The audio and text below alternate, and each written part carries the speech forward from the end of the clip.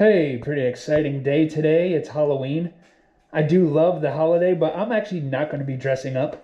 This is what I look like now. So just kidding there. Welcome back to the channel. If you watched me before, you've seen me at the flea market, you've seen me at the thrift stores. I'm always hunting for stuff, mostly movies, and every so often I want to talk about the movies that I have watched. It's been about 2 months since my last video like this, so I have a lot to talk about. Over 50 movies, in fact.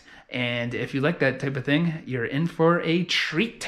And if you're not into movie reviews, go ahead, watch one of my older videos. I have plenty of hunting videos out there that I think you would enjoy. But let's get started here. Halloween, so you gotta watch some horror movies.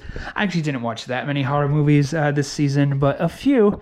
This one, Creep, takes place in London, and it's about mutants on the tube. And if you like mutants on the tube, go ahead, let me know in the comments. Who's your favorite mutant in a tube? And that was a halfway decent low-budget horror movie right there, Creep. And then this horror collection, I rewatched Blood Diner, and I really didn't like that the first time I saw it, but it is halfway decent. I liked it a little bit more the second time, but it's still not great or anything. Just a little bit too goofy for my taste. And I also watched Earth Girls Are Easy for the first time. That's one that's always like kind of just escaped me. Like I always was meaning to watch it, but never did. Jim Carrey's in there, Gina Davis, Jeff Goldblum. And I think I always confuse this for a movie called My Stepmother's an Alien. I realize they're not the same thing, but they came out around the same time. And I don't know why I confused the two. I thought it was a little lame, Earth Girls Are Easy. It's okay. Definitely not the best 80s movie though. Damon Wayans is also in there. It's funny seeing like Jim Carrey and Damon Wayans before they're famous. Now, Tales from the Hood 2, I wanted to like this. I like the first one. I shut this off after 20 minutes. I realized I wouldn't like this very much. Very just like direct-to-video feeling and not good. But this one, Rescue Dawn, is excellent. Very suspenseful. I should have watched this much sooner than I did. Christian Bale gets kidnapped right before the Vietnam War in Vietnam, and him and Steve Zahn and others are planning their escape. Very suspenseful. Well done movie. I want to watch more Werner Herzog films, especially his ones from the 70s. They seem kind of hard to track down, but I do want to, check them out eventually. The Quick and the Dead. I wasn't sure if I had seen this before. I don't think I did. It's halfway decent. It's pretty good. It's directed by Sam Raimi. It doesn't really seem like a Sam Raimi movie, but it's a fun Western, a little bit over the top.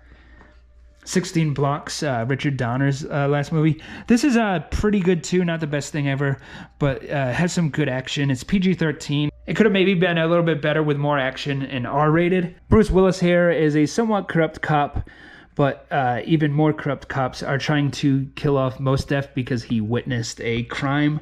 And it's a halfway decent movie. Now this next one, After Hours. I hate to say this because like there's going to be movies on here that objectively are bad that I'm going to say I liked. And I'm not as into this movie as other people. Martin Scorsese directed this, and it's one of his few just like kind of straight up comedies. And I do feel it's a little overrated. It's good, but I've heard people say it's his best movie, and it definitely isn't. The characters aren't like that likable. I know they're not supposed to be, but But like I said, not bad, just maybe not as good as some people say it is. Now, a couple of TV shows I watched. Sledgehammer. This has to be like the most underrated TV show of all time. It's very funny. If you like Naked Gun style humor, you would like this. What's kind of interesting is I had the comic book as a kid, but I never put the two and two together that it's based on this. Or maybe I should say I never bothered to track it down because the comic does say based on the TV show, but I just never really thought about it. And it wasn't a comic I read more than one time. But I did have the comic, and I finally watched about 6 episodes of this. I didn't watch the whole thing because it's like 40 hours. That's part of the reason why I don't watch many TV shows. I just don't have like 40 hours to dedicate to one thing. But like the 6 or 7 episodes I watched this are very funny. I did watch all of this, though, Upright Citizens Brigade 3rd season, and this is very, very funny. Very bizarre comedy, if you like that sort of thing. It kind of mixes, like, real life, like, pranks, and then it will go into, like, skits. So they'll be doing their character, like, in public, and then it will go into, like, that character as a skit. and it's awesome. And oh my God, Amy Poehler is so amazing. She's great in this. I miss the weird Amy Poehler. She was very weird in this. She was weird even before that on Conan, and she was sometimes weird on SNL. And now she kind of just does like more traditional like family movies, which is fine. I understand people like change, but yeah, love the old Amy Poehler, and the other guys on this are good too. This next one, Fury, I think that's how you pronounce it. It's kind of a run-of-the-mill action movie. It's not bad, but it's not like groundbreaking either. But there's some good martial arts in that. This one, the Five Deadly Venoms, this is a classic. Not my absolute favorite. I do feel too many martial arts movies take place during like the feudal era, where modern stuff interests me more. What's kind of funny about this movie is it's, you know, the Five Deadly Venoms, and no one knows each other's identity, but they all live in the same small town. And all the Deadly Venoms seem to have this man bun ponytail going on, so it's kind of easy to tell who's who. But yeah, good movie there, Five Deadly Venoms. I like this even more, Once a Thief, Chow Yun-fat. Not his best movie. It's a little silly at times, which is fine. Not as heavy on action as, say, The Killer or Hard Boiled, but still a good time. I enjoyed that one a lot. Now, this might be controversial. Shaft is good at times. I like how it takes place in the early 1970s New York City, and when he's walking around the city, it's amazing. But then there's scenes like inside that are kind of boring, and the action isn't really great in this. I hate to speak ill of the dead. Richard Roundtree, he just passed away. But yeah, this isn't my favorite movie. It's all right. There's other better blaxploitation movies out there. Now this one, Black Dynamite, this is like a parody of blaxploitation movies, and it's very, very funny. I like this one a lot. Highly recommend Black Dynamite. So it's disappointing that the studio that made this and a lot of the same actors made the Outlaw Johnny Black, which was not very good. I saw it in the theater. There's only one joke that comes very early in the movie. I'm not going to give it away. It's within the first 2 minutes. I laughed very hard, so I thought I was in for like a really funny movie. It's just way too long. It's 2 hours and 15 minutes. And Black Dynamite here is what? It's doesn't seem to say, but there's no way it's much longer than 90 minutes. And Outlaw Johnny Black just forgets that it's a comedy at times. It'll go 20 minutes without a joke, so I can't really recommend that.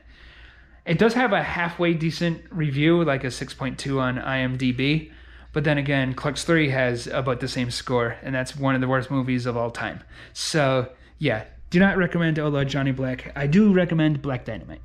And these are just my personal opinions. If you like any of these movies, don't take personal offense. I mean nothing by it. It's just how I felt at the time. And maybe I could change my mind if I watched it again. That's the funny thing. Like I think I don't like something. I could have just been in like a bad mood. So take it with a grain of salt. Let's move along here. I watched these 5 Batman ones. And here's a very controversial take. I think these animated Batman ones, the good ones, I heard there's some bad ones. I didn't really watch the bad ones. But these good ones are better than the live-action Batmans. I know people are going to think that's crazy. Something else that's crazy, I think the newest Batman, The Batman, is the best live-action Batman movie. I know a lot of people will disagree with that. Yeah, so with these ones right here, Batman Gotham Knight, that was very good. And then Batman Year One, that was even better. Batman Under the Red Hood, that was even better than that. I didn't even want to watch that one at first because I thought it would be another Joker origin story, but it's more about, who is it, Dick Grayson, who is the second Robin. I think that's who it is. And yeah, so good time right there. And now this one, Batman The Dark Knight Returns Part 1. That was my favorite out of all of these. That is so awesome. Highly recommended.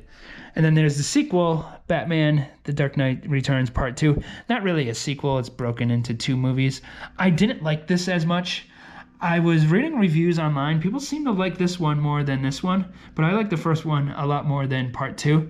So these movies are very risque for animated Batman movies. They're rated PG-13, but they push that PG-13 like pretty hard.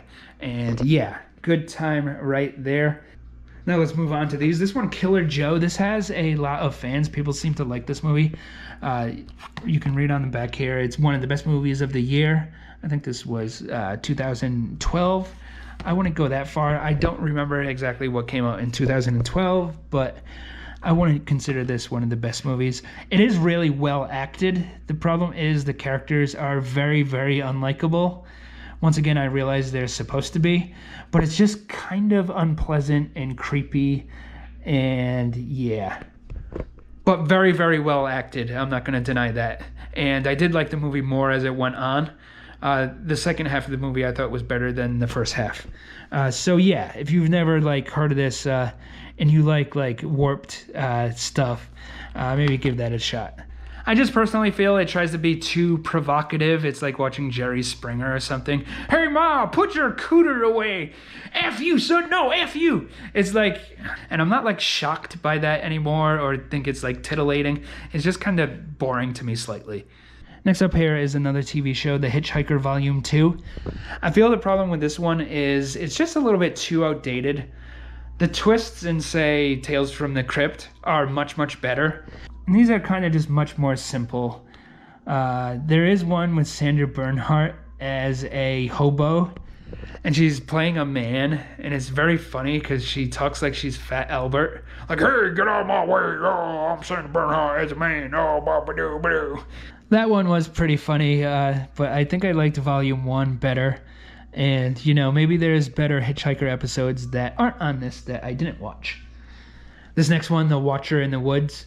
I wanted to watch this one. I had seen it once before, but years and years ago. It's Disney, and, you know, for a Disney movie, pretty creepy. A lot of people did mention that Something Wicked This Way Comes is more creepy of a Disney movie. You're probably right, but I think it is slightly debatable because this one does have creepy moments, and there's some deleted scenes where the ending is it's a big demon comes out. In this movie, the Watcher in the Woods is kind of just like a twinkling light, and I realized that isn't that creepy. But yeah, the deleted scenes, the original ending, it was like a big demon. I think that really would have frightened kids. As a kid myself, I was very, very easily freaked out. I thought Willy Wonka and the Chocolate Factory was the scariest movie ever. I remember like bursting into tears and running out of the house when the girl drowns in chocolate. Or maybe it's a guy, I forget. But anyways, yeah, I thought that was so horrifying, and like someone gets like sucked up a tube, and oh my god, I hated it so much. I know if you watch the movie, they'll say like, oh, maybe it was turned off, the machine that drowns children. But still, I didn't pick up on that, and it creeped me out, and this probably would have creeped me out if I saw it at that age too.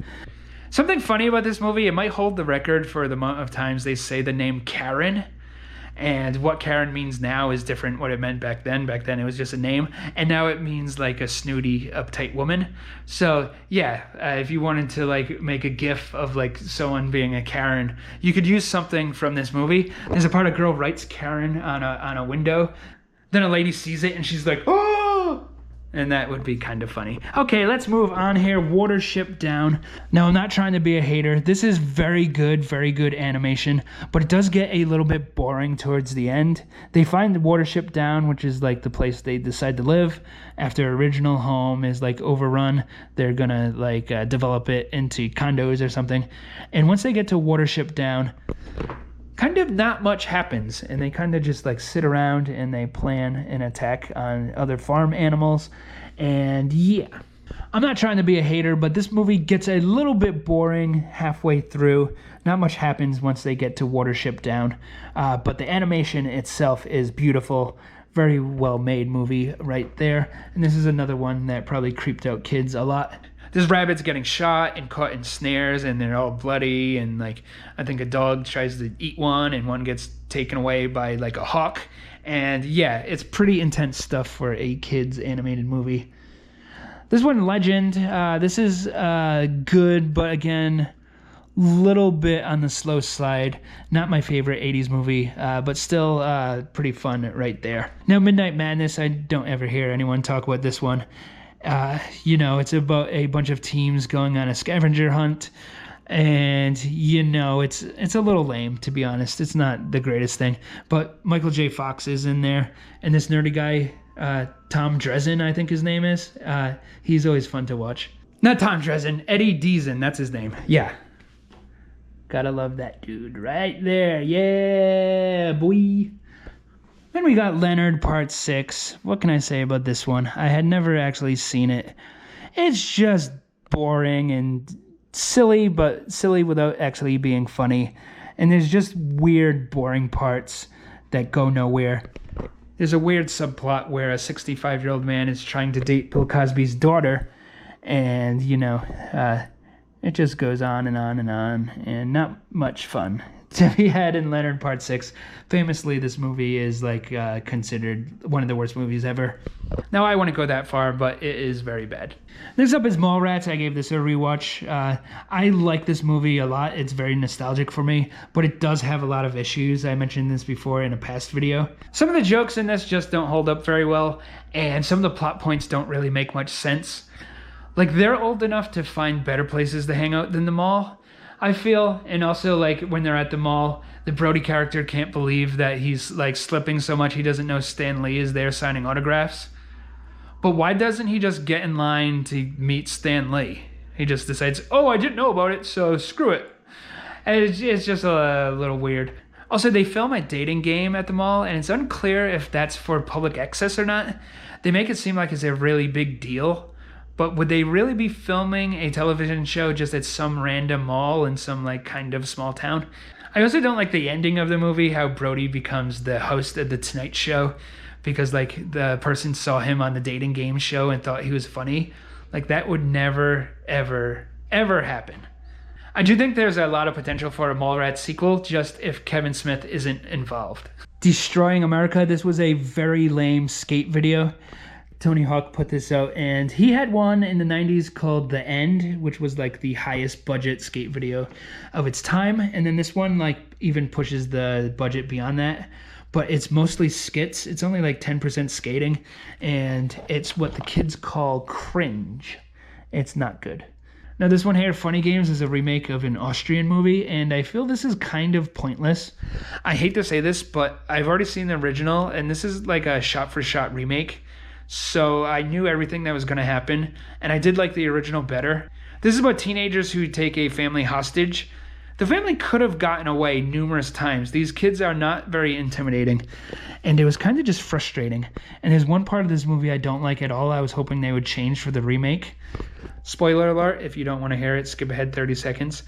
I think it's so cheap and cheesy. At one point, something happens, and then they rewind the movie. So, you thought they were going to get away? Nope. And come on.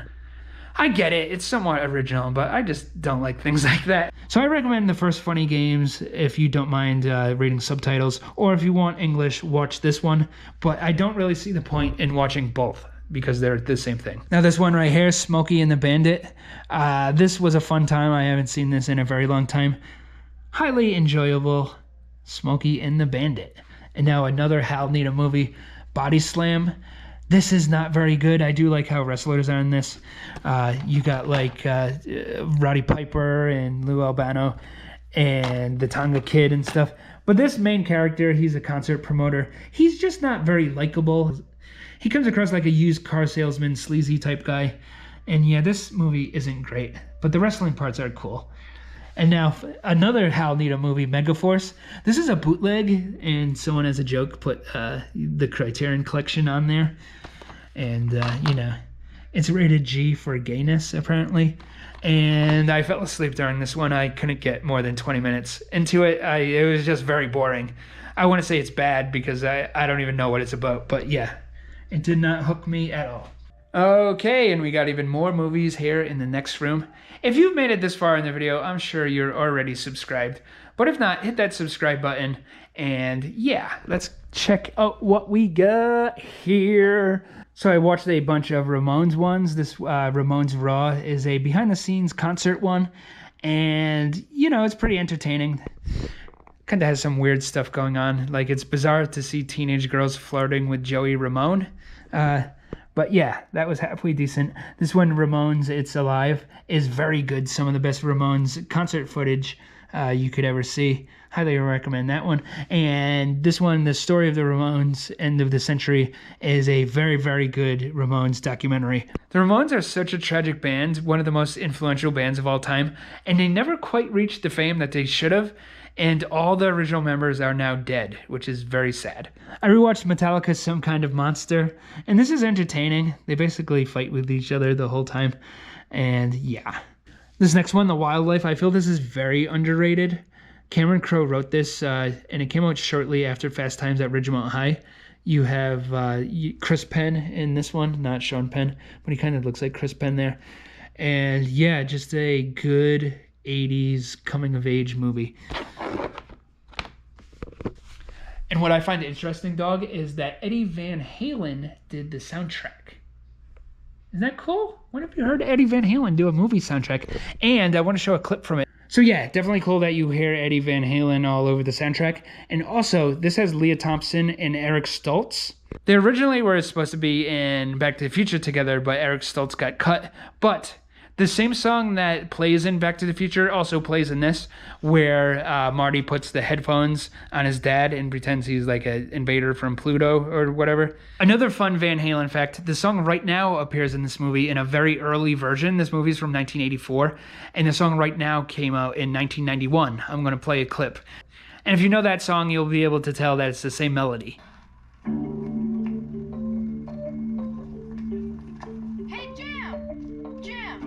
What's up? How's it going? All right. Where have you been? Just hanging out. All right. Not bad. At least you don't look like a flaming geek anymore. Thanks. Hey, did you see Apocalypse Now on cable? 11 times.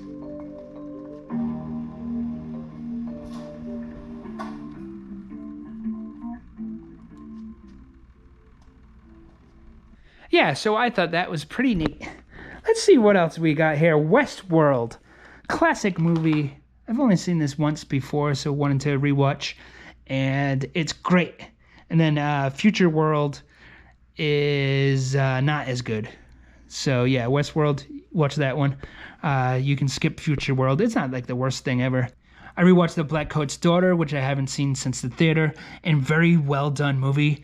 It's basically a movie about loneliness, and it's very well made. I just feel it has one loophole that is hard for me to overlook. And skip ahead if you don't want a spoiler, because I do highly recommend this movie, and this is giving away a lot. So a girl kills another girl, and then it jumps ahead maybe 10 years or so, and that girl who's the killer runs into the parents, and the parents don't recognize her. But there would have been a trial. They would have been looking at her the whole time. She would have been all over the news. There's no way only 10 years passes and you don't recognize the person who murdered your daughter. She was about 16 when the murder happened, and 10 years from then she's 26. I don't think people change that much. That's just my personal opinion. I'm sure there's a bunch of people I could see that I haven't seen since junior high, and I would still recognize them. And that's been a lot longer than only 10 years. Anyways, yeah, that's just my little one critique of the movie. Otherwise, I think it's very good. Next up is Friday the 13th collection. There's not too much to say about these. I did rewatch numbers 1 through 6. And number 1 has the best atmosphere and is the creepiest. Number 2 is my personal favorite, still creepy. I feel that the beginning is bad. I don't like how they kill off the girl from the first one right away. I find that cheap when they do that in movies. It's also kind of weird that, Jason goes from Crystal Lake to like wherever that girl is living. Like were people just passing Jason Voorhees with a burlap sack on his head, like walking down the road? You would think she would get as far away from Crystal Lake as possible. Also, like, they never do explain how Jason is just alive. He was just, like, in the girl's dream, and now he's an adult. I really wish they explained how that happened. I do like to think that in the first movie, when the girl says Jason died, when the mom says that Jason died, that's just in her head. She just imagined that he died because he almost died. So I like to create my own scenarios in movies when they have huge plot holes like that. And then you have the third movie, which I like a lot. I feel that some people might not like that very much. I like the bikers. I like how they go to the general store. It maybe spends too much time in that barn. I do like how Jason gets his mask. And that's fun. Part 4, I realize why people like it. I just think it's a little overrated. It is a better movie than the first 3, and it has better gore than 2 and 3, that's for sure. But the kills don't involve crazy gore, I don't feel, except for Jason, what happens to Jason at the end. And then part 5, I feel, is a little bit underrated just because so many people hate it because Jason isn't the killer. But Jason shouldn't be the killer because Jason was killed. And then I feel after part 5 is just fan fiction. Jason can't come back. It's so silly that he gets struck by lightning and comes back. He's like Frankenstein now. That's fine. I do understand people like that movie. That one is very tame, though, when it comes to the kills. They don't really show anything. But part 6 is like the best looking movie and looks way more like a real movie than especially part 5. So yeah. My thoughts on the first 6 Friday the 13th movies. I rewatched The Last Starfighter.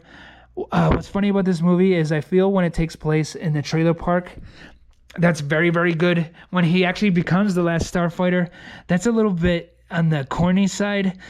There's whole scenes where they use CGI. Like usually in a movie, it'll be partial CGI. But no, they'll show a ship in outer space and it's complete CGI. It looks like a 1991 PC game. And that part of the movie is very cheesy.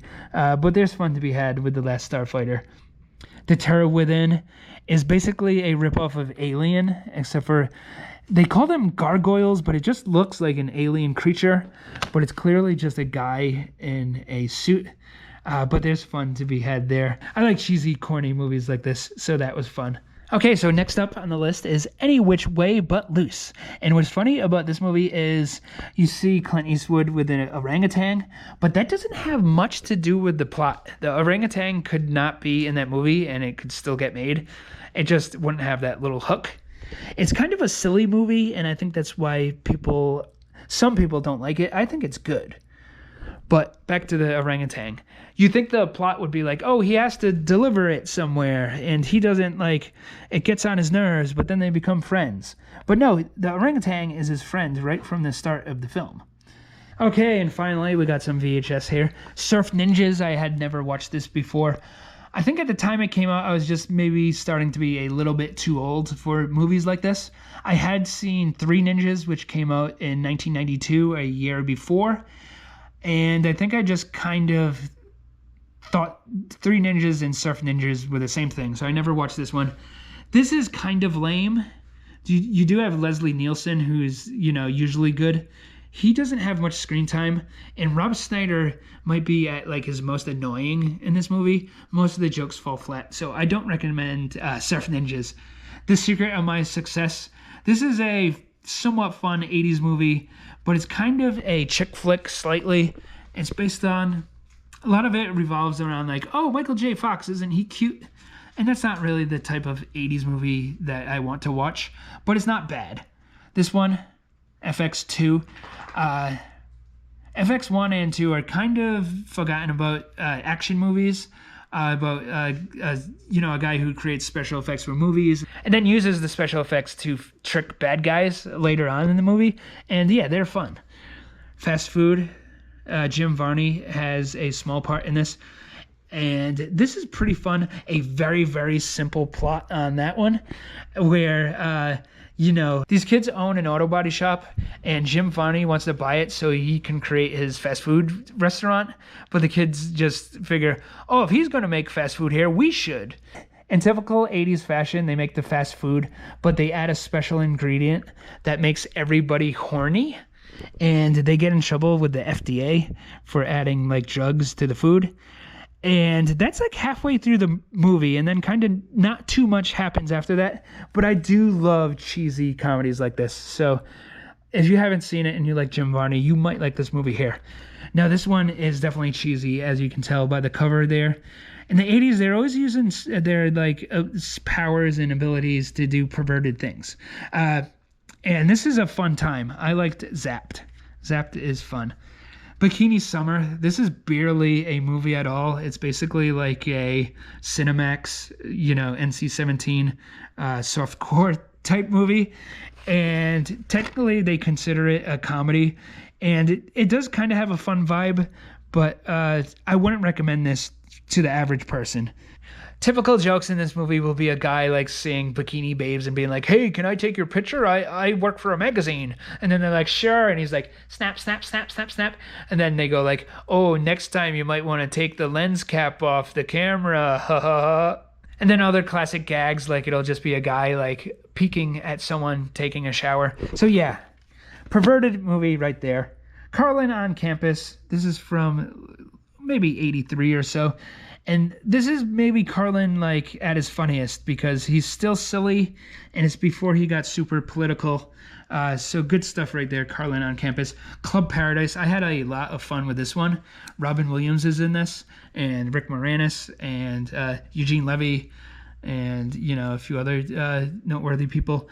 And it just has a fun vibe. You gotta love the beach vibe. I would say though that they don't really take advantage of Robin Williams' talents on this one. It really could have been anyone in the lead role, but it's still good. And Crazy People Here, I like this a lot. As you can tell, I really like 80s comedy movies. I just think they're like just so fun to watch. And this is a good time. It's a pretty funny movie. Dudley Moore is an ad executive, and he kind of has a breakdown, and he goes to a mental institution. And at the mental institution, he has the patients help with his advertisements. And they do like this truth in advertising thing. Because it's a mental institution, it might have a similar vibe to the Dream Team. This might be funnier than the Dream Team. Dream Team is still good. Yeah. And that's it. You made it to the end of the video. Thank you for watching. Have a safe and happy Halloween. I'll see you next time around. Oh, before I get out of here, what's everyone's favorite Halloween candy? See, mine as a kid, I would say Skittles were the best, sugary candy, and then the best chocolate would be Reese's. I would say, though, that tropical flavored Skittles are better than regular, but you don't get those on Halloween very often, so I'm not going to bring those up. Also, better than regular Reese's Cups is the Easter egg one and also the Christmas tree one. But you wouldn't get those on Halloween. So yeah, I won't bring those up. But yeah, okay. See you next time. Thanks for watching.